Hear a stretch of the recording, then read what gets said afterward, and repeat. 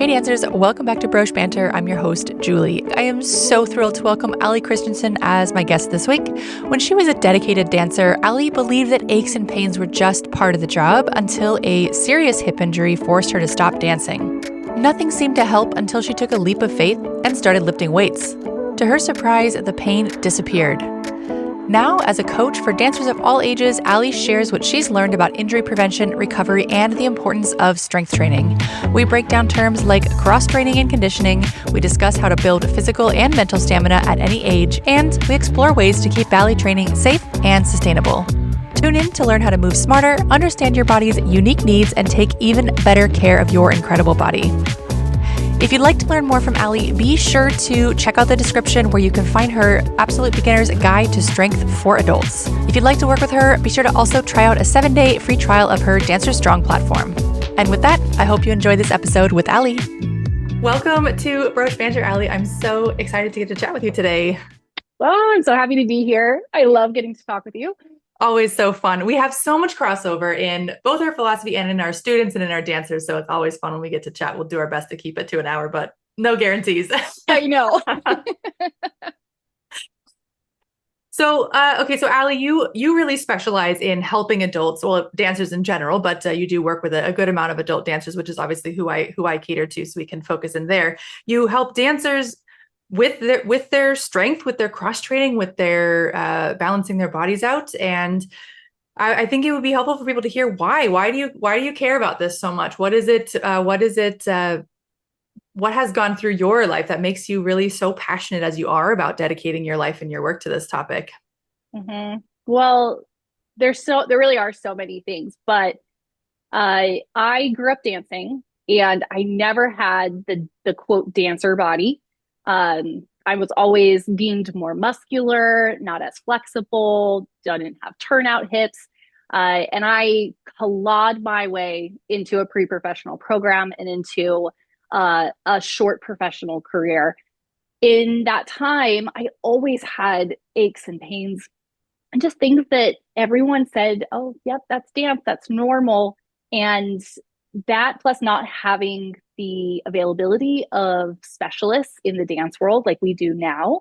I didn't know those people existed. I didn't know that aches and pains were more than just what I thought was hard work. I kind of like praised myself for, oh, I must have worked really hard today. Yep. But by the time I was 21, I had an injury in my hip that I now know I created. It was not an incident that happened. It was something in my training. And honestly, if I had addressed it younger at the beginning of it, I probably could have kept dancing. After that injury and having to stop dancing, it was so traumatic, to be extremely honest. Like it really sent me into one of my only times I can say I felt depressed.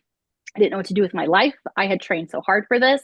And nobody had answers to help me. I was doing Pilates and certain types of PT and yoga and gyrotonic, and I was getting dry needling done. I was doing as much as I knew how to do at the moment, and nothing was helping me. And the moment I finally gave into a specific trainer slash PT person saying, you need to lift weights. As soon as I leaned into that, because that was extremely scary for me, being a quote bulky dancer, right, told I was bulky. Now I look back at those pictures, by the way, and I'm like, what the what? There is no way in my mind I would ever call that dancer's legs bulky.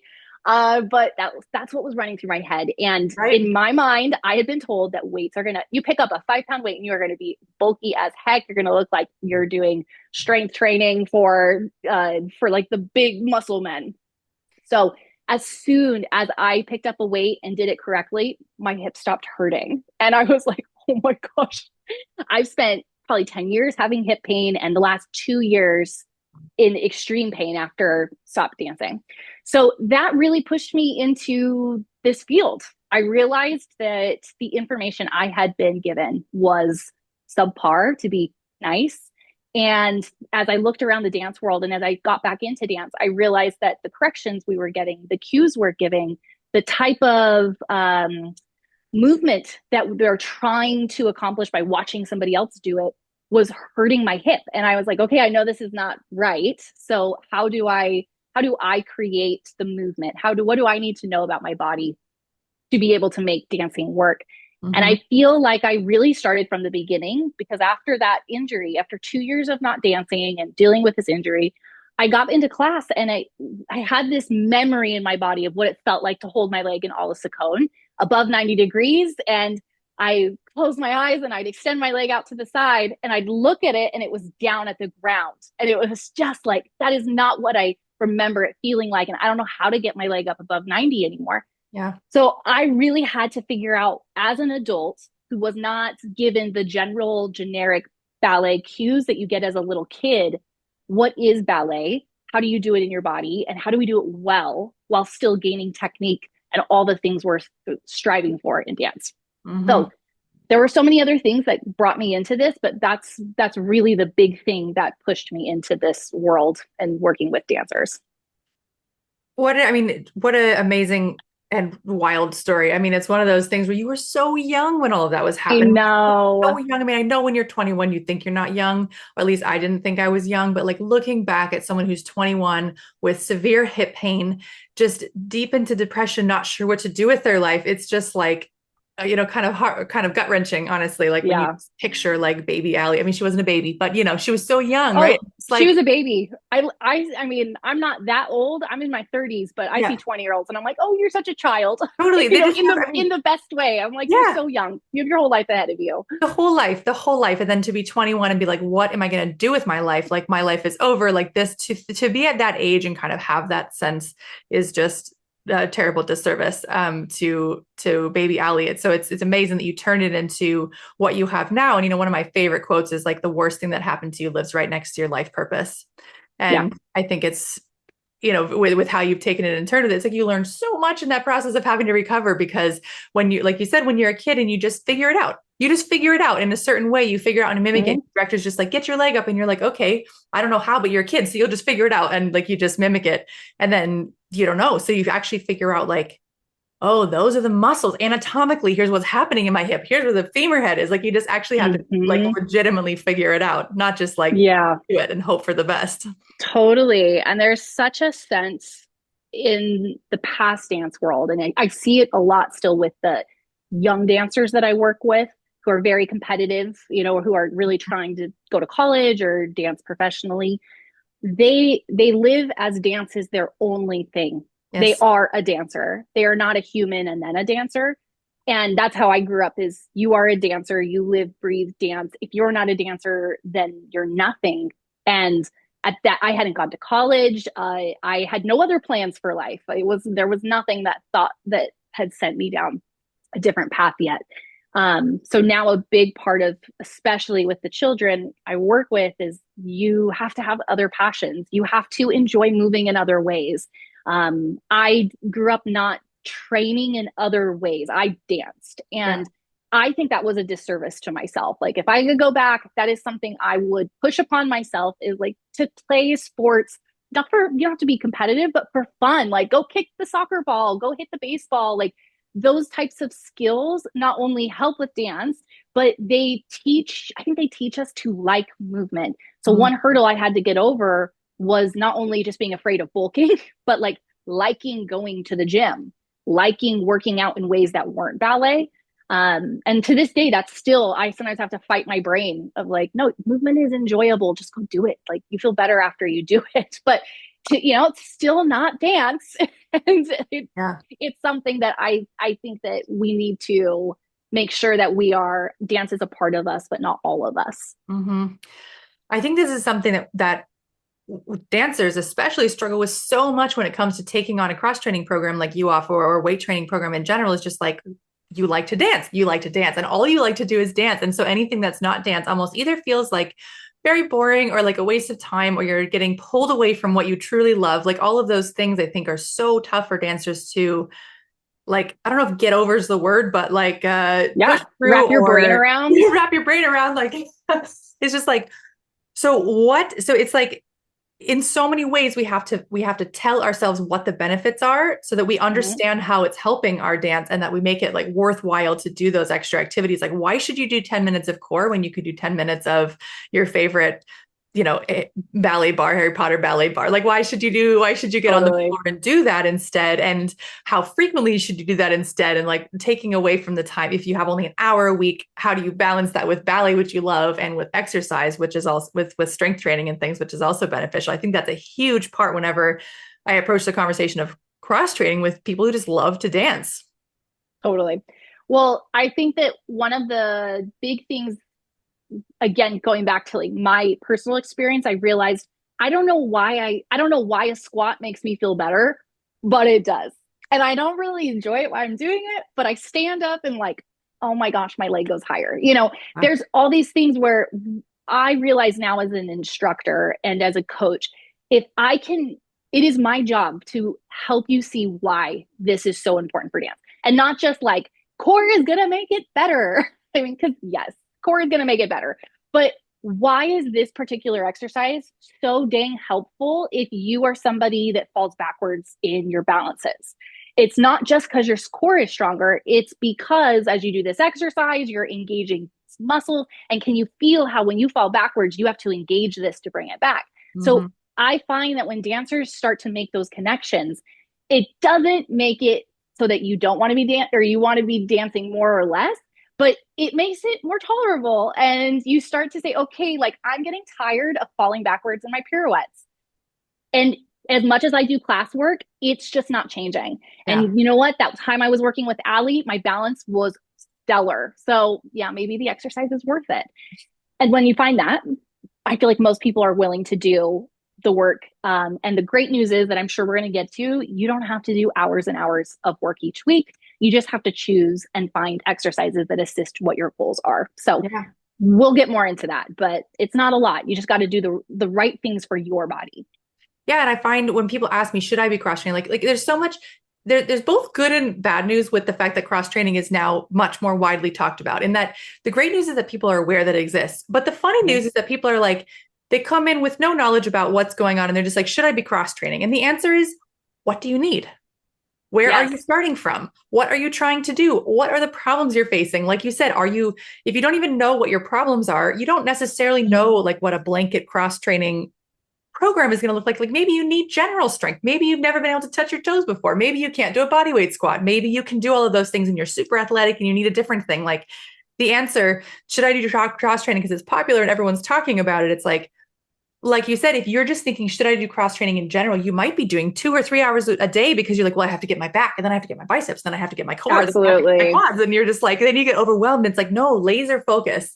Like get a specialist like you who work like a specialist like you who can target and be like, no, you need these 10 minutes. These 10 minutes matter and these 20 minutes matter versus just being like, oh, I got to cross train for the sake of cross training. Like that Yeah. mindset can sometimes make people feel that it's so much more intimidating than it truly is.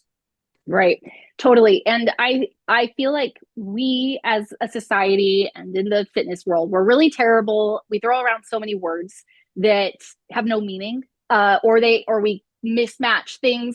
And I'm guilty of this too. So I'm calling myself out. But We all do it. You have when to get your message out in 5 seconds. It's like you do your best.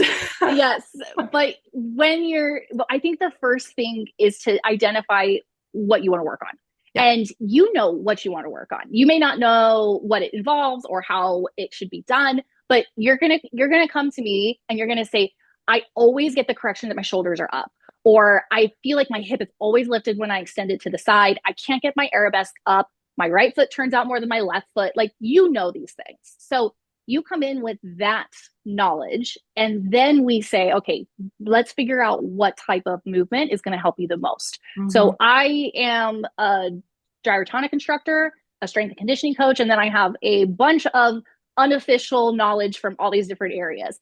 And when people come to me, a lot of the time they have seen like a post on Instagram or something really cool on this spin board, and they come in and they say, I got to do that. Like, I want to do this. And it's like, okay, awesome. I get it because that thing is so fun.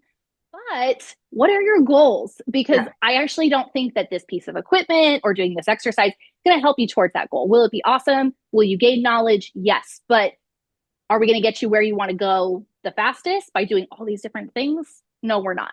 So that is my job.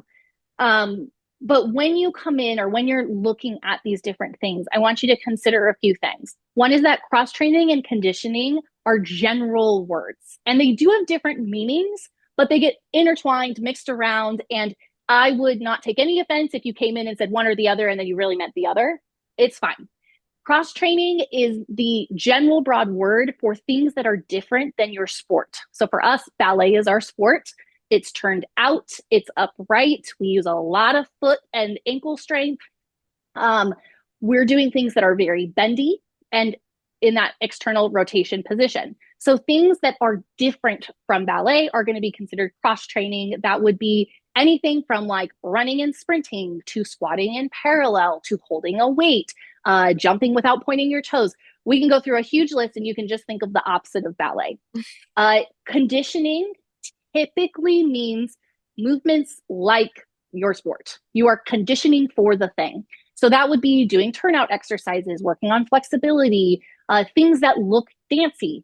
And in our world, especially on social media, you're going to see a lot of things that they call cross training, but we've tried to put a ballet flair to them to make them more interesting. Right. And they're conditioning. And there's nothing wrong with working on the thing you want to work on.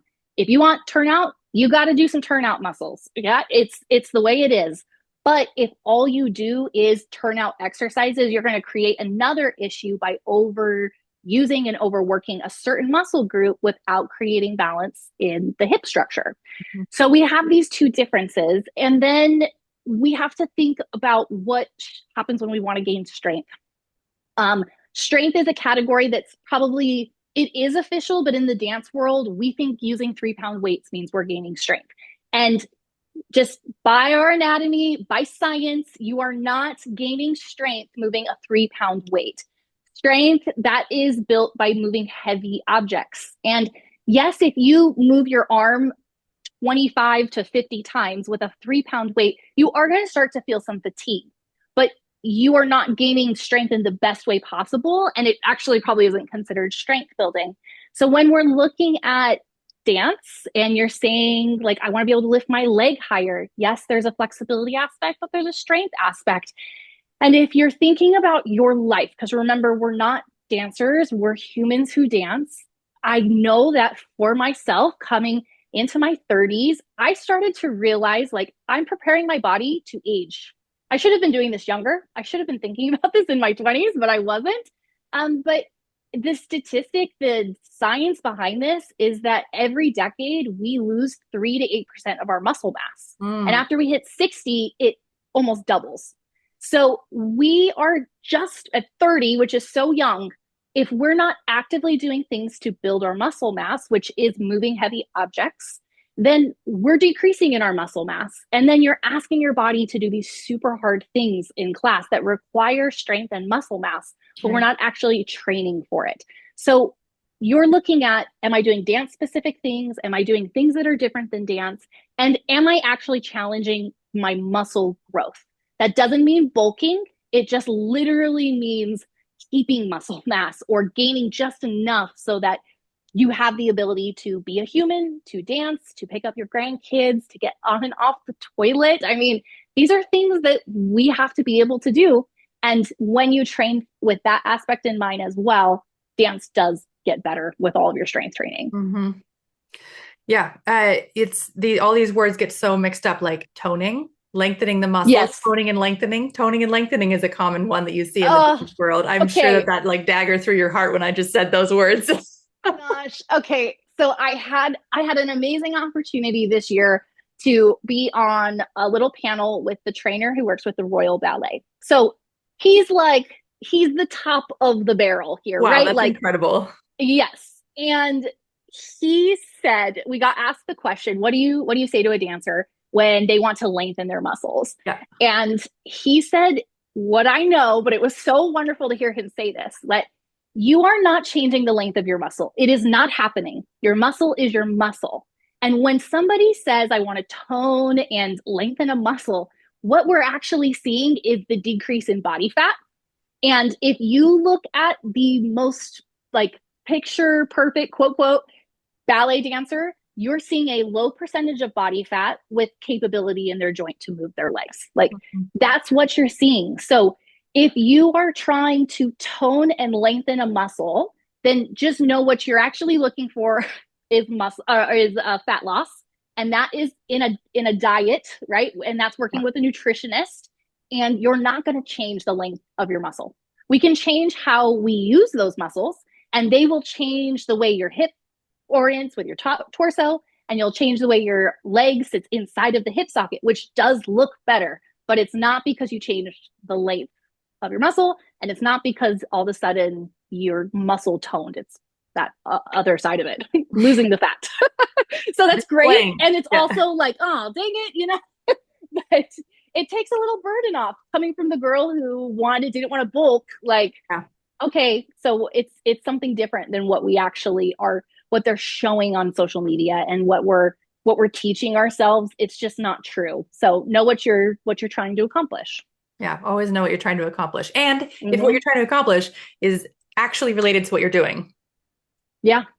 Because that's when I think you get people who are like, I've been doing this, like I've been stretching for so long and nothing's changing, or I've been doing this exercise for so long and nothing's changing. It's like, is what you're doing actually the right thing for the situation that you're in right now? Like maybe you didn't need flexibility. Maybe you needed more strength. Maybe you didn't need that maybe it was something else that you needed. If you're doing it for so long and seeing no progress, like stop, do something else. Totally. Find somebody, right? Like there's a difference between in the beginning, like you have to do a lot of experimenting to figure out what works. And then you have to focus in. There is an amount of discipline and consistency you need. But then there's another phase of experimentation after that where you've been doing the same thing. You're like, I've been toning for 3 years and nothing's changed. It's like, okay, maybe you weren't toning. Maybe that's not what that was, right? Maybe we can look in after that much time has passed if you saw no results to think what maybe you need to actually do.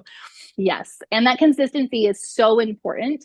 But one of the time guidelines I use with my clients is 3 months. So after 3 months of work, you should feel a difference and barely be starting to see a difference. Barely. But it should feel different. And when that happens, that's the timeline that it takes for you to form a new habit. It takes 90 days to form a habit, for your brain to make that connection into your body and say, this is something I want to do. So if you're jumping around, trying all these different things, you're not going to know what's working. No. And then you're just going to be overloading yourself. So we talked about having so many things to do. If you want to truly see what works, choose one different thing, give it 3 months, and then assess, is it making a difference? And when I'm working with dancers who have like histories of pinchy hips, so that's a huge one, right? That grippy hip when you're turned out or trying to lift your leg. We're looking for exercises that make them feel better pretty quickly, right? So if it doesn't make a difference, it's not the right exercise for you, or I have not taught you how to do it in a way that's good for you. It's not your fault. It's my cueing, or it's not the right movement for you in this moment. But after that, it's your responsibility to keep working on it for 3+ months so that you can see a change in the studio. So that's a pretty general guideline when you're trying to make the changes. And then you have to stick with it, because I wish I could tell you that, you know, your extensions change in 3 months and you'll never have to work on it again. But that's not true. And you're going to have a lifetime of continuing to choose what you want to work on. Now I'm working on this back spec. Now I'm tackling this. And now I'm thinking about this over here. But that's kind of why we are in ballet, I think. If you don't like that, you probably aren't sticking around in ballet, to be honest. Yeah, that's kind of all it is. Yeah, right? So we all like that in some way. Yeah. And I think we can see better results when we are more focused on one aspect, one priority, which is the definition, one thing, right? Not 20 different things at one time. That's not a priority. That's all of it. That's multitasking. So is ballet dangerous? No. Yes and no. Yeah, I'm curious your thoughts on it. It's a question I get a lot and talk about a lot with people. So I'm curious to hear your opinion. Yeah. I think that being unprepared for movement is dangerous. So if I decided to go play football it is extremely dangerous for me because I don't know what the heck I'm doing in football. Uh-huh. I'm not working on fast footwork. I don't change directions quickly. I Mhm. have not conditioned myself to run into things. It is dangerous for me. But is it dangerous for somebody, or is it as dangerous for somebody who is trained in these things? No. So being unprepared is the thing that I think adds risk to anything. Dancing is not the most, or ballet is not the most normal thing in our bodies. We don't walk around generally with our feet turned out. We don't generally stay so upright as you grand plie, like grand plie. Grand plie is a squat because of what we're doing, but in no squat do you stay upright. So as a human, it's just not what we do. So yes, we are training our bodies to do something that is not in our normal culture, and it does come with risks.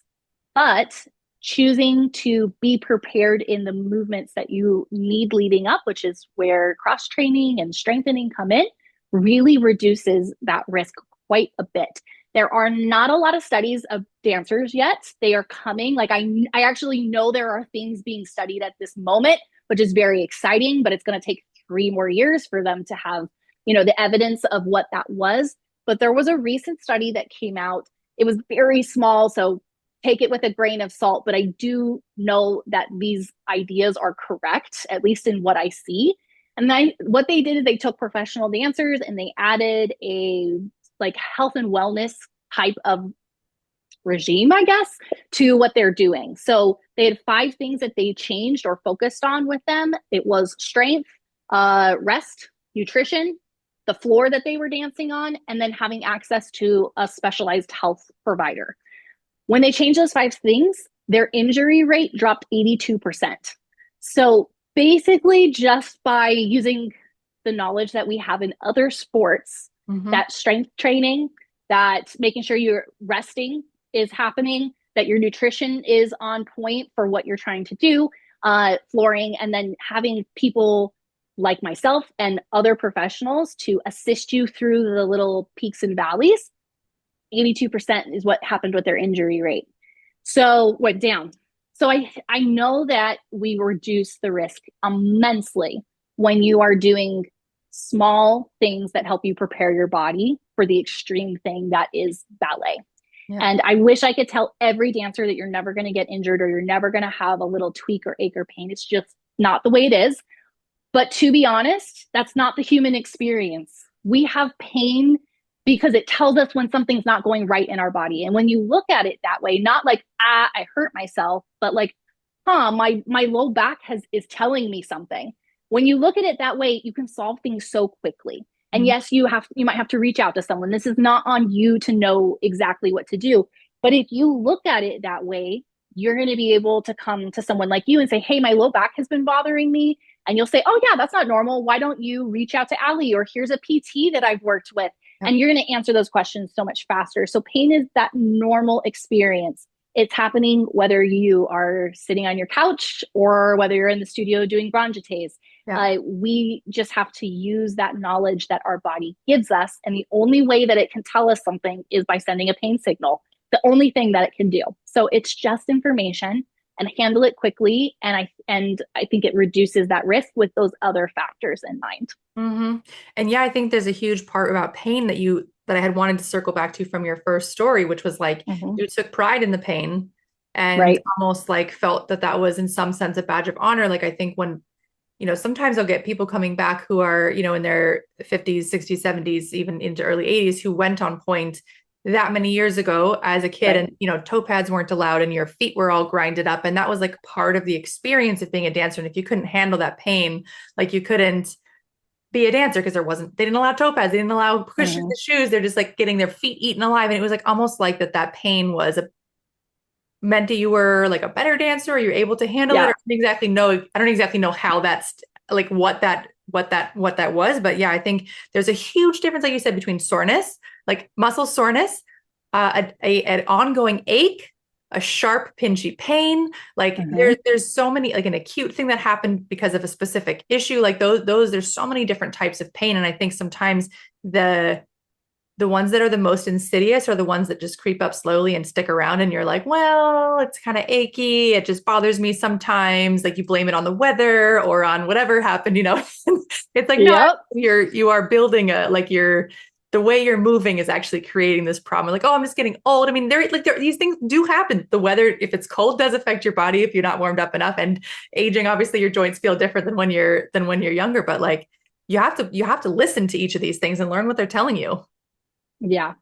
No, no, absolutely. And I think knowing some of the differences or just some of the timing cues of what your body's feeling, every body is different. And the best thing that we can do for ourselves as dancers, I think, is learn to understand our bodies. And this comes from years of experience. This does not happen overnight. And I can't tell you what your body is experiencing. And you have to advocate for your body. There are way too many times that people come into me after years of going to doctors and failed PTs, them saying like they said it's just the way it is, or they didn't listen to me when I said this really hurts my hip. I keep coming back to the hip, but it's a common one. Yeah. And then when they come in and I trust them and say like I trust you that this is not normal for you. Let's find the solution.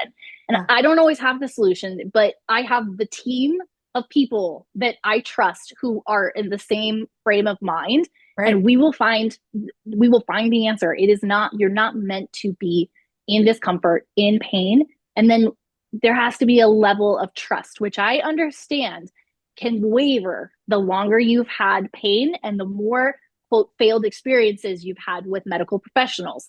I understand. Yeah. I've been there. I see it every single day. It makes me want to grind my teeth to hear that this is still happening, but it does. So when you find somebody that you feel is invested in you and is not maybe so prideful that they have to have the answer, and Yeah. they're willing to say, hey, let's consult this person, let's bring this person in, I think you should go over here. But that's a really good sign of a person who at least is listening to you and at least has you in mind, not just a number or a cog in the wheel to get you in and out. But as you're thinking about your body here, when you have general soreness, so you've worked really hard in class, you focused on passe, and now your inner thighs feel stretched and your quads feel a little bit engaged and your butt is sore. And the next day you're cursing Julie because you are so sore in that area. That soreness should dissipate between 48 and 72 hours. Everybody's soreness will come on at a different rate. Some people get sore almost instantly after hard work. Some people it's 24 to 48 hours after. But you'll feel that within that 72 mark, it's starting to dissipate and it'll go away. You'll also know if it's a okay soreness, if it's in a broad area, meaning think of like your whole quad, not a pinpointed maybe by your knee or up at your hip. So I generally say if you can point and touch the like single tiny pinpoint spot that it's hurting or that you feel soreness, that may not be soreness, that might be creeping towards an overuse injury or something that you did. So we're looking at that 72-hour mark for that to happen. If it doesn't and it keeps coming back or it doesn't go away, then I would consider like, hey, maybe your movement is not optimal and certain muscle groups and tendons and ligaments are having to work harder. So maybe there's a way you could train something else to assist you. And if you have that pinpointed, most of the time it's actually in our joints, not the rule, but it tends to be, you feel something in your knees, there's something in your ankle, the ball of your foot, a certain part of your back or shoulder. Those joint areas they're not getting the same broad muscle work. So if you're feeling a pinpoint there, that is a little red flag for you that you've done something that has aggravated a joint and should be addressed. If it happens once and never happens again, okay, cool. Like we've tried new things. But if it keeps coming back or it comes back, my favorite is, oh, I've never been injured. And then, 5 years ago, and then 10 years ago. So every 5 years, something happens. That is a pattern. That is a big red flag that something is not right in the way that your body is moving.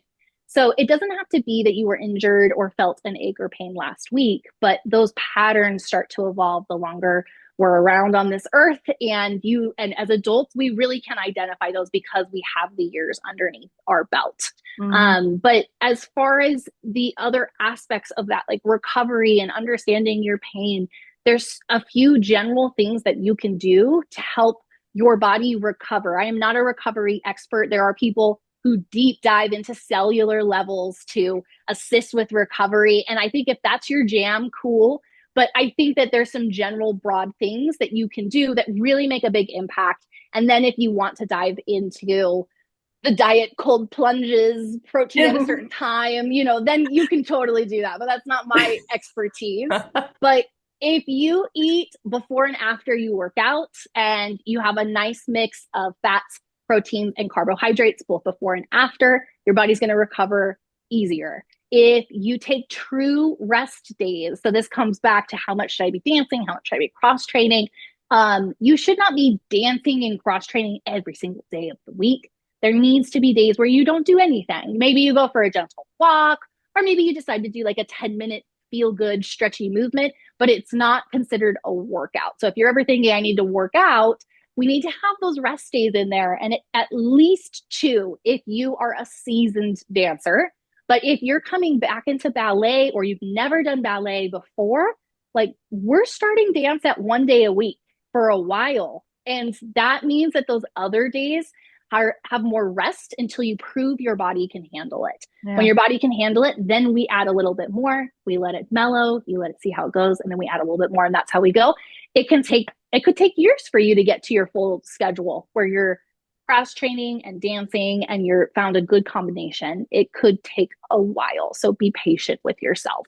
Mm-hmm. Getting enough protein will always assist, and making sure that your inflammation you're doing everything you can to assist that. So that might mean certain types of massages, taking some supplements that are, recommended by your doctor, things like turmeric, or there's plant-based anti-inflammatories that are just part of your life. It's not an extreme thing like taking an ibuprofen. It's not meant to help your pain. It's just meant to like help your body flush out things. So that can be something to look into. Mm-hmm. And then just general walks will always make you feel better, unless you have an injury, right? But it's the walking is one of the best things you can do to move your circulation and to keep your body feeling good. So those will always assist you to have a better recovery and start kind of building into what is soreness, what is pain, how do we decipher those things? It's so helpful. Such a helpful clip. I feel like that 6 minutes needs to be just on repeat, like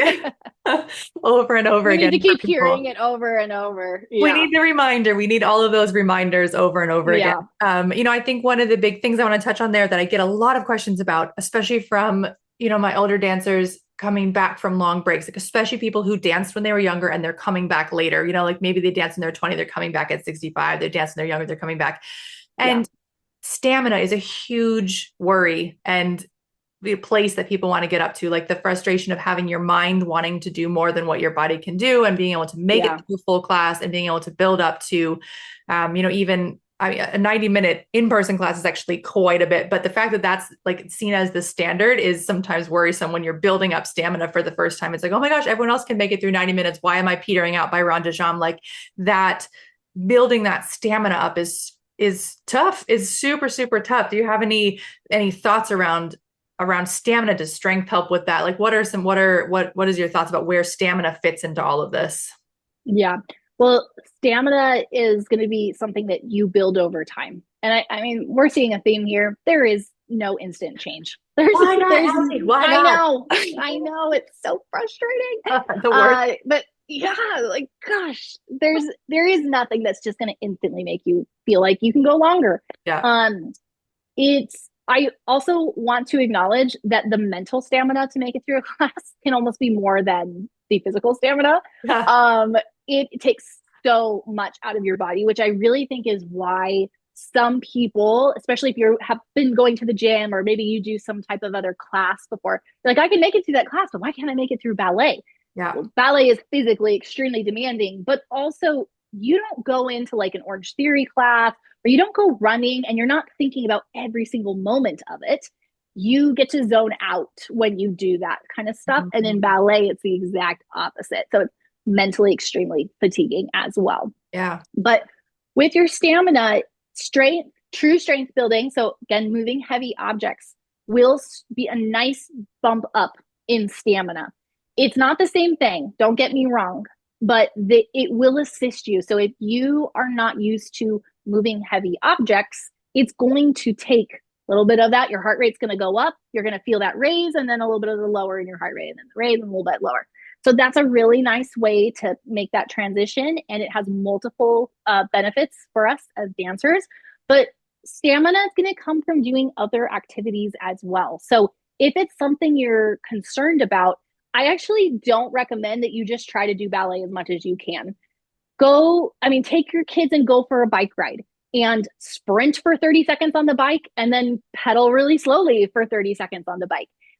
Doing those little sprinting motions in whatever way feels good for you. Biking, walking, running, swimming, those are going to be really nice and similar ways that we do in dance. Even though it feels like 90 minutes, you're just go, go, go. We do 2 minutes of work, and then we stand there and rest. And it's not always a long rest, but you do rest. So you are taking those sprints, and then you get some rest. And then you sprint, and then you get some rest.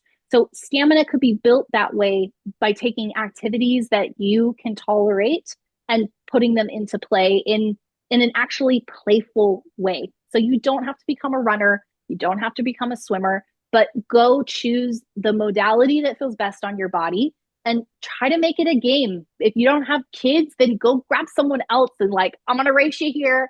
You have to buy drinks if you lose. Like, whatever it is, make it fun for yourself so that you want to do it. Yeah. Because I know I'm not going to run. That's for sure. So, but I'll bike. I'll bike as long as you want, and I will sprint my butt off on the bike. So that's a great way to be building some of that stamina, and don't rely on it just to come in class. Mm-hmm. I think that's a really helpful comparison that it's not about running a 90-minute marathon, that actually ballet class is much more about running a series of 20-ish 2-minute sprints, 10 to 20-minute sprints, because you do rond de jambe for 2 minutes, change other side, rond de jambe for 2 minutes. Like each exercise is really only 1 to 2 minutes per side. Mm-hmm. Sometimes you get longer if you go right to left, but then you're talking 4 to 5 minutes. Mm-hmm. Yeah, absolutely. And it's a journey. So if that's not where your body has been coming from, then don't expect yourself. Don't hold yourself to that expectation of being able to move for 90 minutes straight. If that's not what you've been doing, then you do have to build into it. Yeah. And I think that that's one of those childhood things where you're just thrown into a class and they say, suck it up, and you make it because you're a kid and you need to learn how to fight through things so that, you can build yourself as character. But as adults, we already built our character. We do not need to do that. And that is one of, I think, the genius things that you've done with Broche is these mini bite size that not only you have a thought that you're working on, that's like, come for the bar, come for the adagio, because as I come back from injury, I can't make it through a full class. I remember the first full class I did maybe 5 years ago, 6 years ago, after like a year break. I thought I was going to die. I do not remember ballet being this hard. And it was an intermediate class. And remember, I danced when I was young. So I thought I was taking this will be perfect. And I don't know why I'm putting myself through this torture. That was a really hard experience. Yeah. And I just took for granted that I wasn't doing that regularly. I wasn't pushing myself for that 90 minutes. And, but then after that, we built back into it. I was a little smarter the next class. I didn't push as much during certain exercises. Yeah. And I didn't do the second time on some of them. And, so I was able to adjust a little bit more, and it made the class much more tolerable. That's one of the great things about being an adult is that we can be very smart. You can be very wise, and you can make some of those choices for yourself. Because if you do want to enjoy the class till the end, put petit allegro, take it easy in the beginning so that you can enjoy the end and you're not just completely dead. But if you love the beginning and you don't care so much about sitting out the jumps, then go hard at the beginning, and you can make those type of choices in here. So totally. I'm curious, just one more question here. When you talked about building into all of this stuff, I think such a big thing to talk about is how adults in adulthood, your starting point is widely varied from everybody else. Your starting point is so different. When you're all 12, certainly there are different starting points. Everyone has their own, natural body and what they've been doing for those years. But by the time you're 50, everyone's life has diverged so greatly. You've got injuries or surgeries or kids or not kids or a sitting job or a standing job, which are both equally hard on your bodies in their own way. You've got a physical labor job. You've got so many different types of things. And I think that we compare ourselves to each other in such an unfair way, like to ourselves, where it's like, that person picked it up so quickly. How come I can't get this faster? Or like you feel there's so much comparison here where we forget to take into account starting point. If you put people on different starting points on a race and won, you wouldn't be like, oh, that person won. They're like, you would be like, they started somewhere else. I think that's a huge part. What do you see as the difference in starting points with people? Any thoughts on this, on the range of starting points, how you build and how we should be thinking about this type of thing when we're comparing ourselves in class or even to our past self? Yeah, mostly to our past self, right? That's where most of our that is where most of our expectations come from. Like we might see other people doing certain things, but it's because we put it on ourselves that's so painful sometimes. I mean, our starting point is the biggest factor in how your body is going to do during ballet. One question I always get is like, they want me to tell them exactly how much to do of exactly what. And it's like, you know what? Even if I'm working with you personally, I can't guess that. I can make a guess, but I can't tell you accurately because it's just not the way it goes. And anyone who says they can, I think that you need to reconsider that person because we can't tell you that. The variation in where you start and what you're doing to build up comes to load management, I think. Load management, meaning how much you're putting on your body over, we'll say, a week's time. So we're looking at your frequency, we're looking at the intensity, we're looking at the volume, and then we're looking at your rest time. That's kind of the little recipe for what your load is.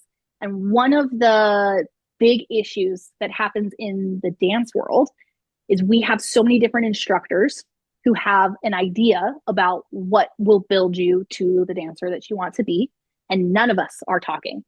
And it happens a lot with the kids specifically because they are dancing so much more and they're in a very strict program. But nobody is taking into account what another teacher did. Yeah. So they're not saying like, oh, today or yesterday or 3 days ago, you might be sore because you did a ton of grand plie. Okay, well then today we're not going to do grand plie and jumps. We're going to focus on something else. Very, very rarely does that actually happen. And that is a huge way that we spike our load and then drop our load. And one of the big predictions that they can make an injury comes down to your load management. So if we're seeing peaks and valleys in how much you're training, either times a week or certain muscle groups or the intensity that you're training, if we see those peaks and valleys a lot, they can guess that your injury rate will go up quite a bit. So consistency matters, and also starting to learn how to be as smart as you can in planning your classes, because there is just no way that any teacher is going to be able to perfectly plan out all of your classes because we have a large group of number. And it is not you're not in a program that sees the same people every single day. And then as much as philosophies could match, I don't know what you did with Julie, and Julie doesn't know what she worked with me. And she's not going to take that time in a Zoom group class to say like, oh, tell me exactly what you did with Allie. And that's just not the way it works. So if you as the adult can start to learn like, okay, I worked my quads really hard on Monday. Today, I'm going to focus more on like my footwork today so that my calves can get a little bit of work, but my quads aren't going to get that. Or we really stretched out a lot in the beginning of the week, so I'm going to work a little bit more on my turnout and that feeling there. If you can start making those things, you're going to help your peaks and valleys a little bit with your load management. Then we're looking at how we build on top of that to get the greater schedule that you desire. Some people want to move 2 times a week, and some people want to be dancing and moving every single day. But if you start with 3 classes a week and have been doing nothing, you can guess that for 2 weeks, you're going to be doing 3 classes a week, and then you're going to drop off because something is going to hurt. Yeah. It's an overload. It's not progressive. It is too hard. The lift was too much. So you have to figure out, how do I balance this out a little bit better? And again, I wish I could give this perfect recipe for anyone, but what I would suggest is that as you're starting to build your schedule, you are doing a class, a ballet class to the level that you can handle, that you can walk away and say, okay, I'm sore. I'm in that 48 to 72-hour span of time, but I'm not like killed for the rest of the week. Yeah. And that might mean that the first week you do it, you're killed for the first week. And then you're like, okay, I'm going to bring it back. Like you said, I'm going to think more. I want to make it to the end of class, or I can really only do 30 minutes right now. Right. So you're going to do that 30-minute class. And then you're going to add in a little bit of strength work on another day. And it does not need to be an hour. In fact, what this study I mentioned earlier about the 82% risk going down, I think what they added was 30 minutes 3 times a week. And that's a really great number to be working towards. Mm-hmm. You do not have to do a ton. You just have to do enough with the right exercise and cues involved. So if you are starting from nothing, that might mean your 30-minute ballet class on Tuesday, and then on Friday, you're doing 15 minutes of something that challenges but is not killer to you. And you're going to do that for a month. And then you're going to come and you're going to say, okay, I'm going to try to get to 45 minutes of class, and I'm going to add another 15-minute core work or something to the schedule. So you're just adding these little tiny things into your week. And then with your 3 times a week of strength training goal, if you want to make that, not only is that dance proven with our dance, but it's also with the like World Health Organization. It falls into line of just general health guidelines of as we age, this is what we should be doing. So our heart is healthy, our muscle growth, all those things that really are important to us as we are adults that we were not thinking about when we were young dancers. Yeah, we weren't able to think about that yet at that point. No, not at all. No. Yeah, amazing, Allie. This has been so incredibly fun to get to chat with you about all of these different things. I mean, there's so much to dig into here, and I think such a big theme that keeps coming up with you. Feel free to correct me if I misspeak anywhere, but a big theme I'm hearing is number one, consistency and patience. Like you have to be patient when you're building up to these things, right? Add in little by little. And I think one of my favorite phrases you used was like, stay there until your body proves that you can handle it, right? Don't go so hard that you end up hurting yourself and then you'd have to take a ton of time off. It's like, be patient, build it in step by step. And that these things can take quite a bit of time to build up to. And I think so much of your moving heavy objects bit is something that we can all take to heart. I don't think your body alone counts as a heavy object. It's a heavy object attached to your body, on top of your body, right? That you're holding. Yes. You're already used to moving your body. Yes, exactly. So you're used to moving your body. You do it all the time. So you got to add more to that. And there's I just thought of this, so I want to throw it at the end here. Yeah. There's a little quote or saying that I've really come to love when people ask me about, like, is this movement bad for me? Should I be doing this?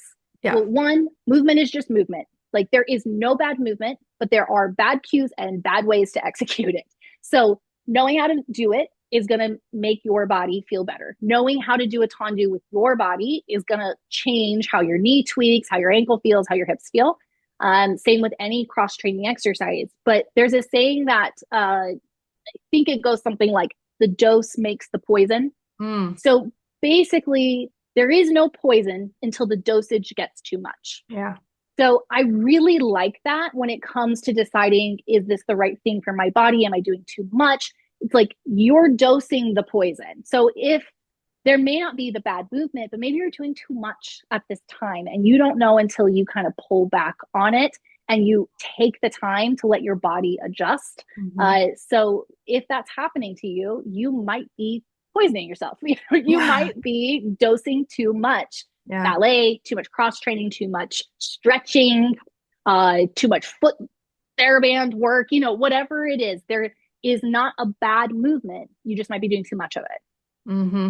Yeah. So and I think when you also take into account, one more point I wanted to mention when you're talking about the full length, the full amount of the schedule is, I think, people forget to take into account their actual life when they're talking about their ballet schedule and their cross training schedule. Like, when I really worked very deeply with a lady on the sessions, like she started to really notice that the times when she babysat her grandkids, the next day she had a little less energy. And it's like, maybe we should plan your schedule around those really high energy things. Like, of course you're crawling around on the floor with your grandkids. And of course you're getting up and down with them and you're picking things up and you're picking up your grandkids, which are super heavy. Like, you basically had a weightlifting crawling on the floor session. Absolutely. So that counts. And like, then she was so frustrated with herself the next day. I can't do it. I can't get my full schedule. I need rest. And I'm like, because you just spent, I mean, literally think about how tiring that was. That was a lot of work. So it's like, when you think about your whole schedule, you're an adult with other responsibilities that are requiring of your body and your heart and your mind. So when you're planning your ballet schedule, it's so easy to be like, oh, last week I could get all 3 and this week I can't get all 3. You get frustrated. It's like, well, what did you do differently?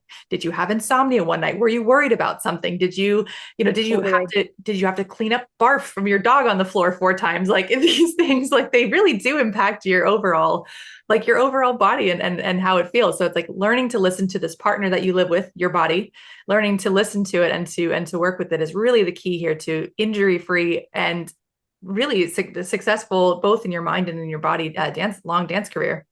Yeah, absolutely. Completely agree. Amazing. I hope that everyone listening will check out the show notes where we have the link to Allie's currently free strength guide for beginner adults, which is a really great place to get started with this. Don't need anything fancy. We need a willingness and an open mind to get into it. Allie has a really amazing way to work, and we have so many dancers working in both of our programs to keep their bodies happy, healthy, and continuing to improve, which really keeps us motivated and engaged in all of it. So thank you for your time and your expertise, Allie. It was super fun to get to chat with you, and I would encourage everyone. Oh my gosh, to look at what you have to offer. Thank you so much. Always so fun to chat with you, and I know that I'm so grateful for the Broche community. I think what you have is phenomenal, and what you're building with everyone. I've just seen the change and the results with every dancer I've worked with, and it's really unique, and I'm so happy to be able to be a little part of this community. It's wonderful. Yay, awesome. All right, dancers, I hope you had a lot of fun listening to mine and Allie's conversation. If you'd like to hear more from Allie, be sure to check out all of the details in the description with how to get in touch with her, including her Absolute Beginner's Guide to Strength for Adult Dancers. At the time of this recording, this is free for you. You can also check out a 7-day free trial of her Dancer Strong platform. All right, dancers, I'll be back in your ears next week with another amazing episode. And until next time, I wish you very happy dancing.